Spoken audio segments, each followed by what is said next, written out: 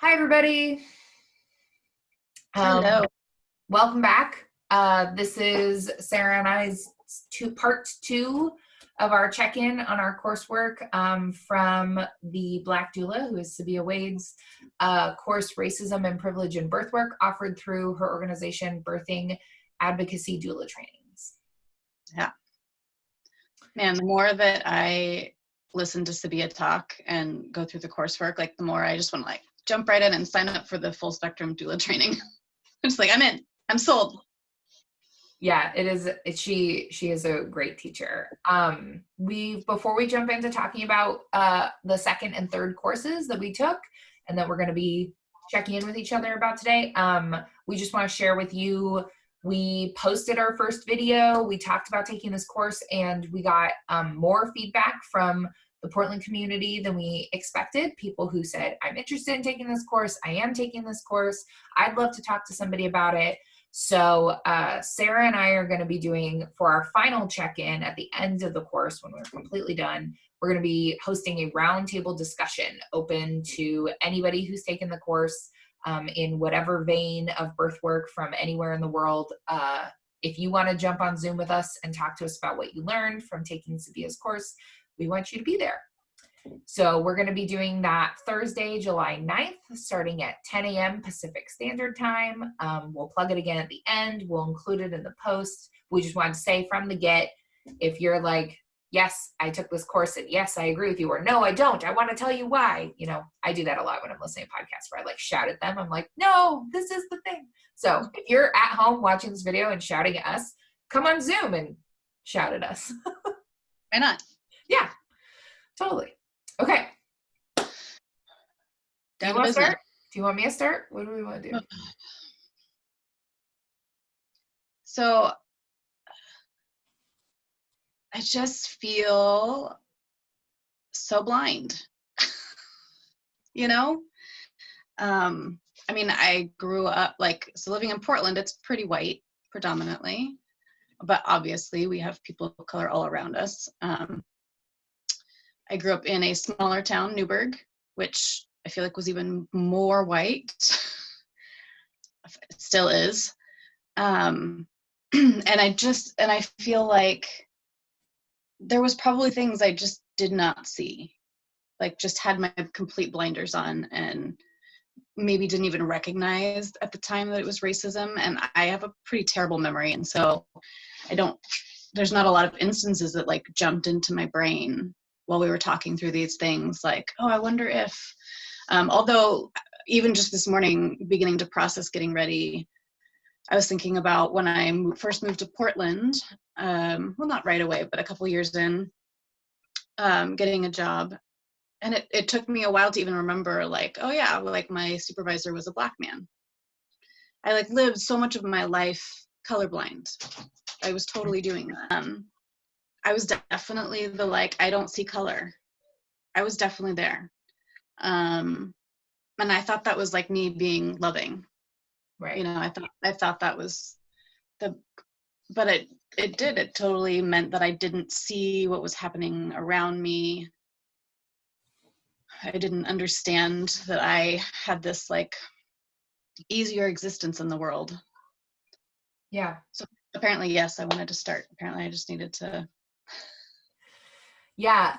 So our journal prompt for the second class was to write about an instance, either if you are a person of color taking the class, that you experienced racism and white silence as a reaction to that, or if you were a white person, a time where you saw or were a part of a racist experience and what your reaction was. Were you whitely silent?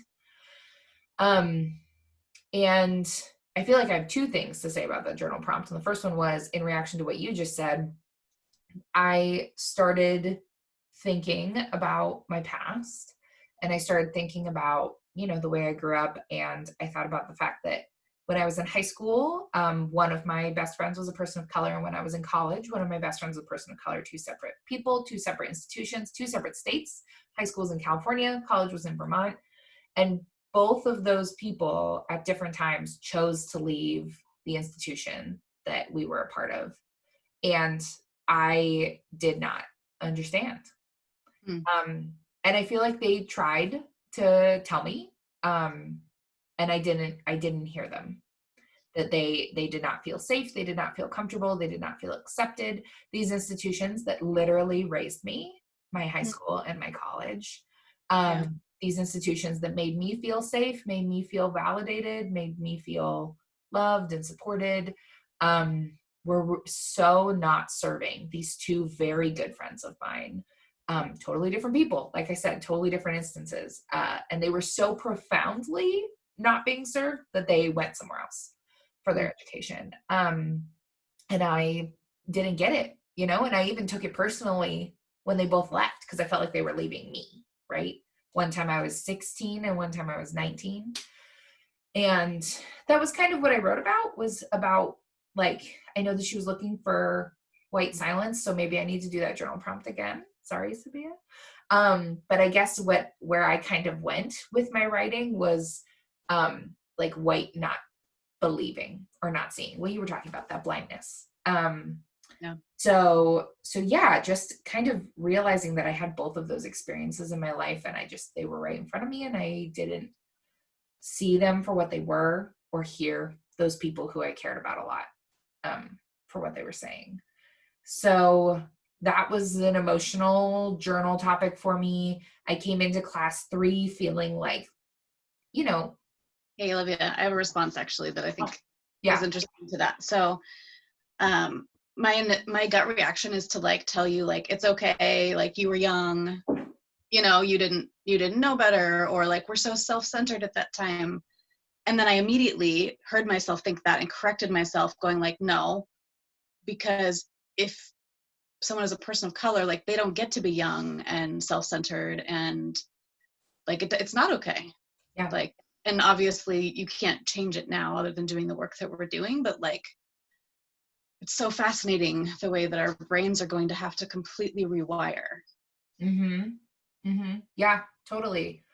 And, you know, speaking of the, like, they don't get to be young, like those people, that 16-year-old boy, that 19-year-old girl who I was close friends with, they both they experienced that racism to the point of wanting to leave, making a hard choice.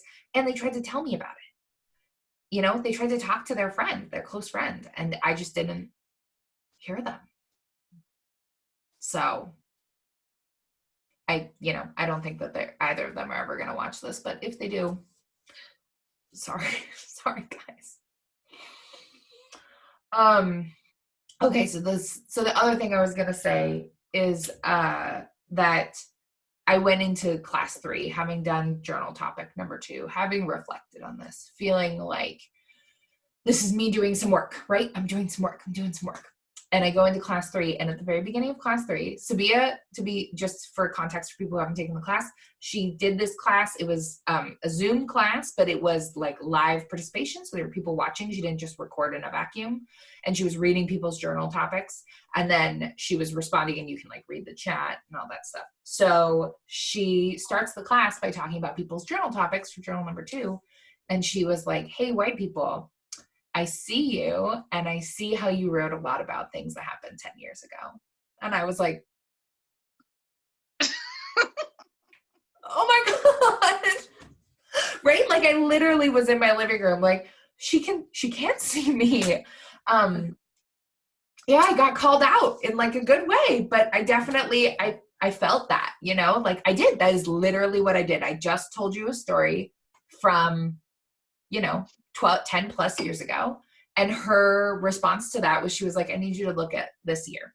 I need you to look at the last year. I need you to look at the last month. And that was just one of those moments of like,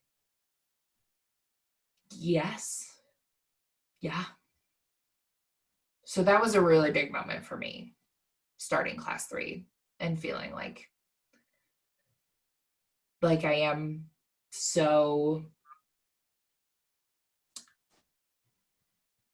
I'm so a part of this white culture that I didn't even see how much I was a part of this white culture. Me and all the other white people in a class 3 months ago who I've never met all did the same thing. Yeah. Yeah, I mean,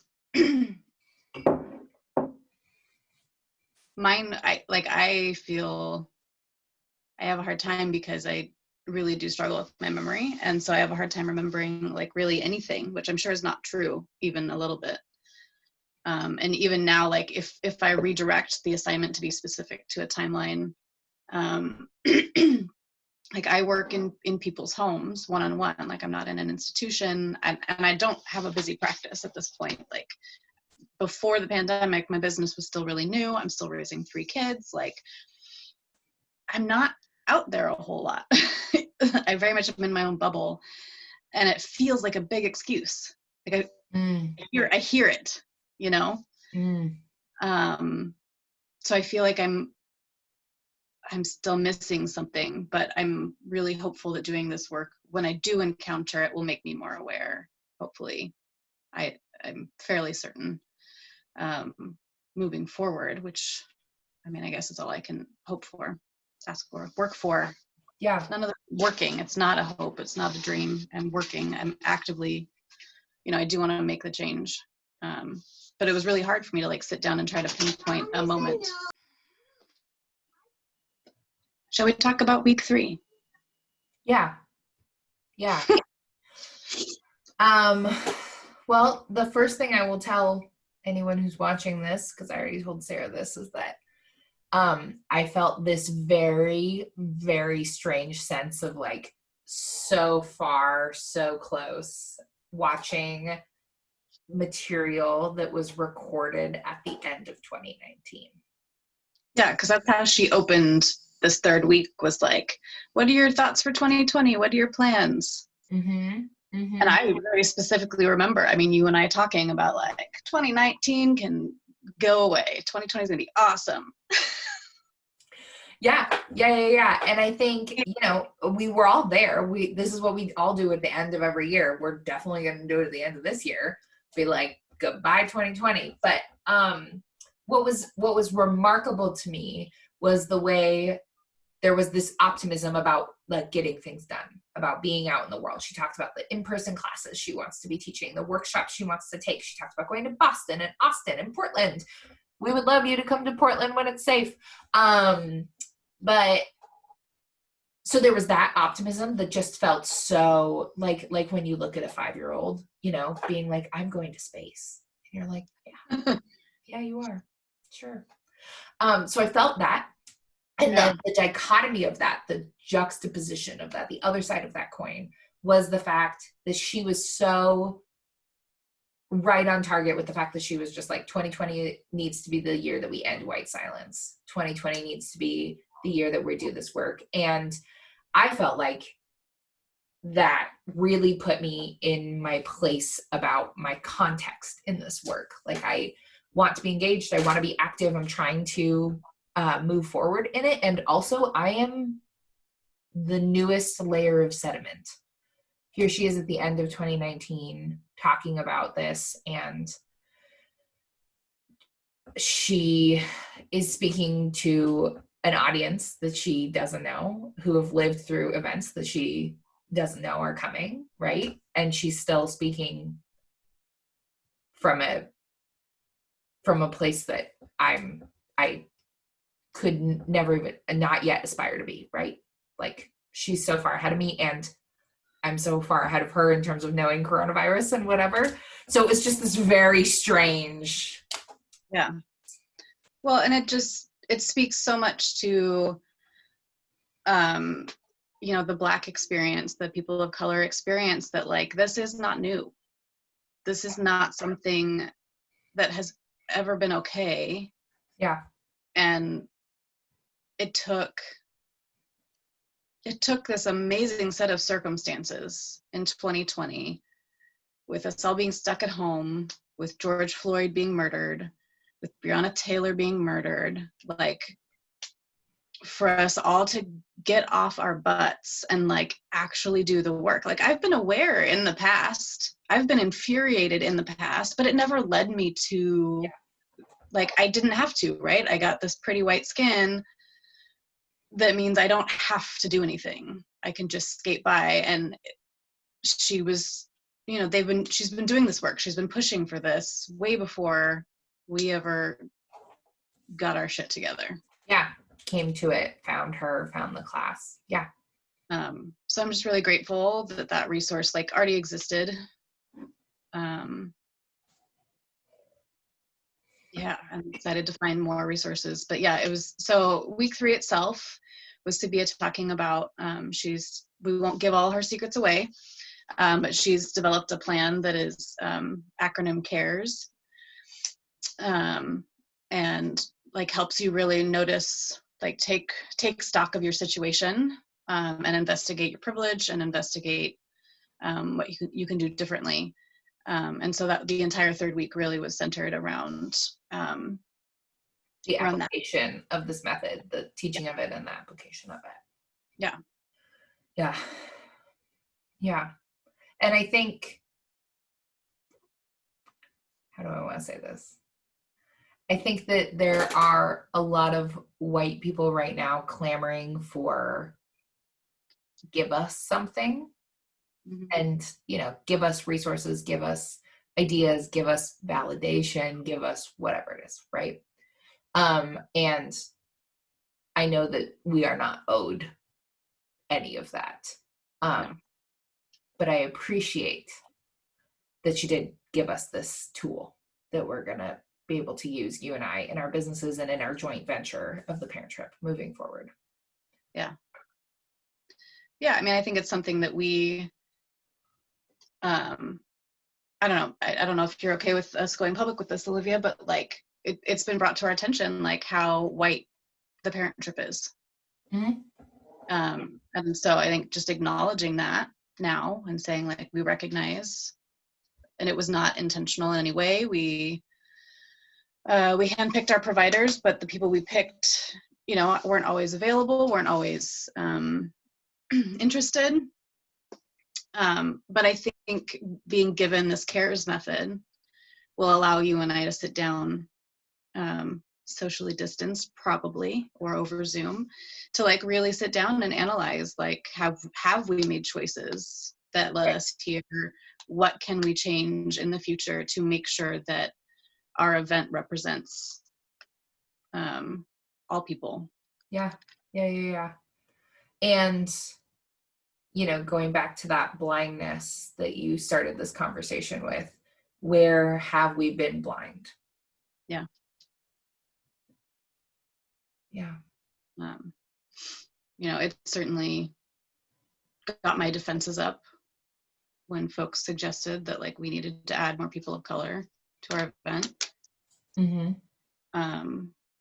And I do not feel like I was colorblind in this regard. Like I feel like you and I pretty intentionally, when looking for providers in Portland, you know, like, because, so, and this kind of goes into like the core of the Parent Trip would be the, you know, trying to find providers who are inclusive, who are loving, who are evidence-based. Like we have kind of these core sets of things that when we like go to someone's website to see if they'd be a good fit as a provider, that we looked at. Yeah. And it's not to say that we would go look at someone's About Me page and say like anything blatant about like their skin color, but I think that you and I particularly would notice as we went through, if we had folks that represented the LGBTQ community, if we had any people of color, like, and we've noticed, but I think I'm excited to do the work to do better. Yeah. And speaking of, you know, things that we haven't talked ahead of time about whether or not we're willing to go public yet. One of the things that Sarah and I have, you know, we made this public pledge to take this class, to do these check-ins, to start this work. One of the things we have privately pledged to do between the two of us is that we're going to be spending this time right now.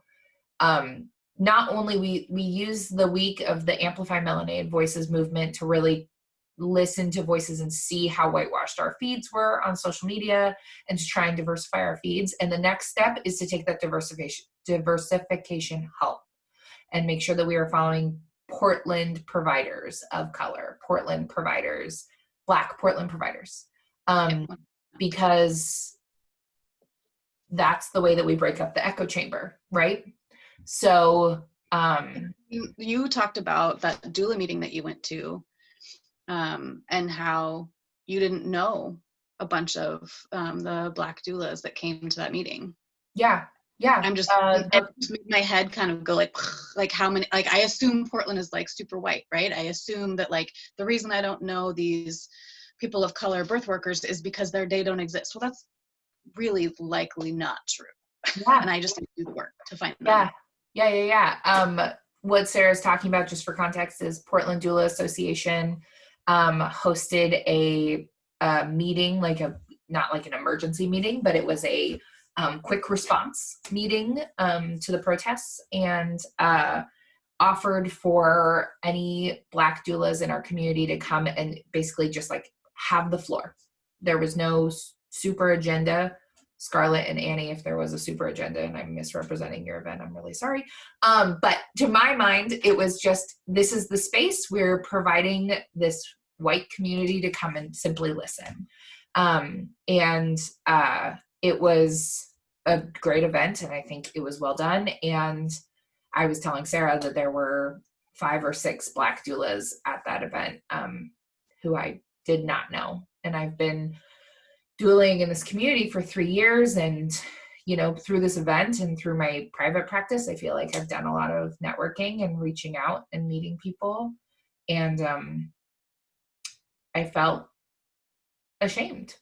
I felt embarrassed that I didn't know them. Yeah. I mean, we are all about, you and I have just been so much about community. Like a large portion of the benefit of the parent trip for us is these amazing providers that we meet and get to network with and become friends with. Yeah. And I think both of us would love for that to be wider, not whiter. WIDER. It's like articulation.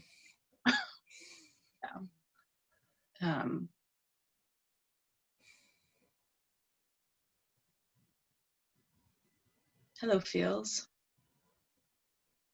Mm-hmm. Mm-hmm. Yeah, I mean, I feel really grateful to be in a private practice situation, because it means that I get to set the tone. It means that I get to be in charge of my policies and my practices. I'm hoping that the Portland hospitals and birthing centers and things have lovely policies in place and are doing their best, but it makes me feel really good about being private practice. Although at the same time, if you are seeing it, it means that then you can be aware and you can help instigate change. So I guess I feel a little torn on that, but I feel very grateful to be able to be in charge of my own. All of the work that I do is within myself, and that's all I can do when it comes to my business. Yeah.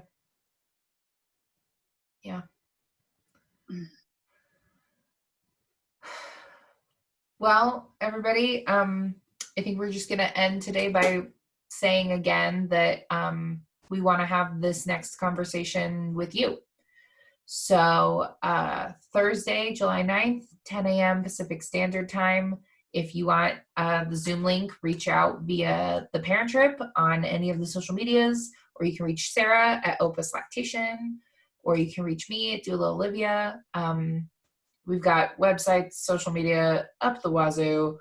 We're both not on Twitter, right? Are you on Twitter? I mean, I think I technically have an account, but I don't do anything with it. She is on Twitter, guys. She's on Twitter. I'm not on Twitter. I think I tried for like this amount of time to repost some things or whatever. I did download TikTok, but I'm not like making TikTok, so you can't reach me. Even if you send me a message on there, I would be like, why are you looking at me watching cat videos? Anyway, the point is Instagram, Facebook, email, our websites. Reach out to us if you want that link to be a part of this roundtable. We would love to talk to anybody. You can be kind of at any point in the course. We would love for you to have started the course. You don't have to have completed it. But yeah, it's just meant to be a place for us to connect about it. Yeah, I would really love to, like, I think the downside of the way we're taking this course is that we're not getting that. And none of them are face to face in the recording, but they have the chat box where they can talk about, you know, where they're from, or they can say like, oh, that story is so horrible, or and I'm grateful to be doing this with you and not completely alone, but I think it would be just really lovely to hear other perspectives, hear other people's takeaways. Like, I just feel like that would really help round out the work we're doing. Yeah. So that goes to the fact that, like, if you're not in Portland and you've somehow stumbled across this video and you want to join us, like, please do. We really welcome that. Yeah. And the last thing I'll say, because it'll be at the very end of the video and somebody will have had to watch all the way to now to see it, is that Sabia Wade, if you wanted to come, we would probably faint. So probably. So anyway, just, you know, if you did watch this, we'd love to have you. Yeah. Thank you for doing this work with me, Olivia. I really appreciate having someone who is passionate about making change and about making this be a movement, not a moment. Thanks. Yeah. Ditto. Bye, guys. Bye.